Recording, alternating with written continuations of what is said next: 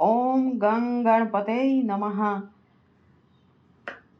वक्रतुंड महाकाय सूर्यकोटि समप्रभा निर्विघ्नं कुरु मे देव सर्वकार्येषु सर्वदा। ओम श्री गणेशाय नमः।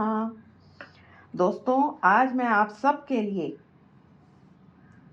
एक बहुत ही सुंदर प्रसंग लेकर आई हूँ। जैसा कि आप सब जानते हैं, महाराष्ट्र में अगस्त और सितंबर के महीने में साल में एक बार बहुत बड़ा फेस्टिवल मनाया जाता है। ये फेस्टिवल उत्सव जो है 10-11 दिन का होता है और ये सबके बहुत दिल के करीब गणपति प्यारे हमारे गणेश जी का होता है। आप सब साल भर गणेश जी के इस उत्सव का बहुत इंतजार करते हैं मन से। गणपति बप्पा हम सब के लाडले बप्पा हैं। आप सब जानते हैं गणपति बप्पा सबसे प्रथम पूज्य हैं, विघ्नहर्ता हैं और बहुत ही शुभदायक और मंगल करने वाले हैं। उनके जो चरण हैं घर पर पड़ना बहुत ही शुभदायक और मंगलकारी माना जाता है।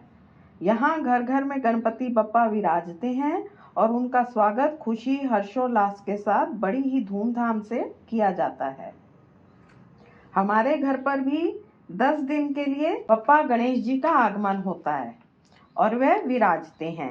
आज मैं उन्हीं से जुड़ा एक प्रसंग आपके लिए लेकर आई हूँ, खासकर अपने व्यूवर्स के लिए, चैनल से जुड़े हुए हैं उनके लिए और आप बाकी सबके लिए भी मेरा ये सच्चा अनुभव मेरे घर का आप सबसे शेयर करना चाहती हूँ।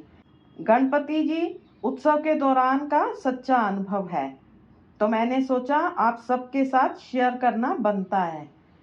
दोस्तों, कुछ साल हो चुके हैं इस बात को, वैसे तो उनसे जुड़े और भी कई अनुभव हैं, लेकिन आज मैं आपके साथ ये एक अनुभव शेयर कर रही हूँ।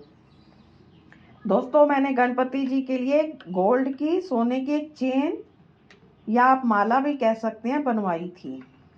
गोल्ड के छोटे छोटे मनी थे, मोती लेकर मन में था कि जब वो हमारे घर में विराजमान होंगे तो उनके गले में मैं ये माला डालूंगी। गोल्ड के छोटे छोटे मनी थे और बीच बीच में काले मोती छोटे दाने वाले भी थे। बहुत सुंदर माला बनी थी उनके लिए।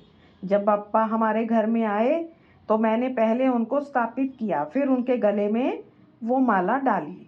लेकिन दोस्तों, गणपति जी का शायद सर बहुत बड़ा था या बड़े आ गए थे। उनकी जो मूर्ति थी वो बड़ी थी और वो माला छोटी पड़ रही थी, क्योंकि हर बार अलग अलग गणेश जी विराजते हैं, मिट्टी के लाते हैं, तो माला मैंने नॉर्मल बड़ी ही बनाई थी। वैसे तो हर साल वो माला उनको गले में पूरी आती थी, लेकिन जब मैंने इस बार माला गले में डाली तो माला उनके आधी सूंड तक ही आई।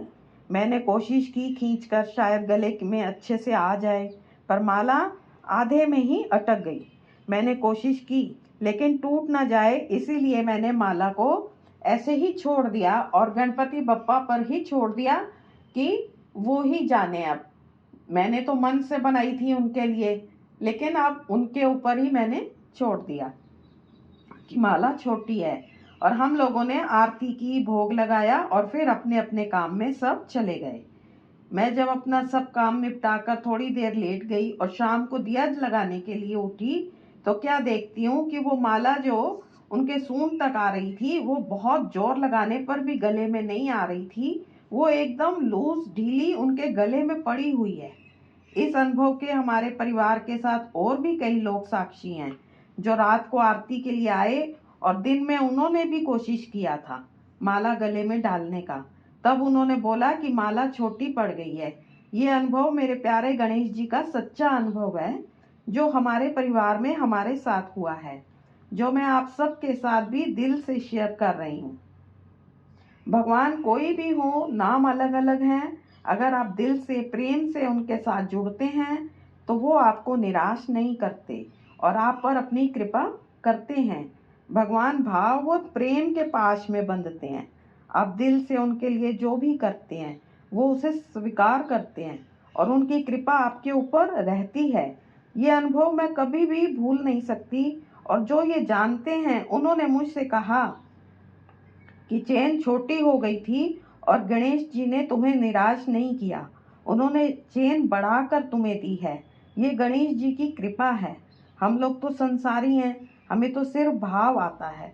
पूजा करना सब सही विधि पूरी तरह से नहीं आती, लेकिन वो फिर भी हमें स्वीकार करते हैं। गणपति जी आप सबके जीवन में शुभता लाएं, विघ्न हरें, यश और बुद्धि दें, जीवन में सिद्धि और शुभ लाभ दें, मंगल करें आप सबका। जीवन खुशी सुख सफलता से महकता रहे, यही मैं गणपति जी के चरणों में प्रार्थना करती हूँ। दोस्तों, आपको कैसा लगा आप मुझे ज़रूर कमेंट में लिखना। मेरे चैनल को लाइक शेयर और सब्सक्राइब करना ना भूलना। ओम गणेशाय नमः। ओम साईं राम।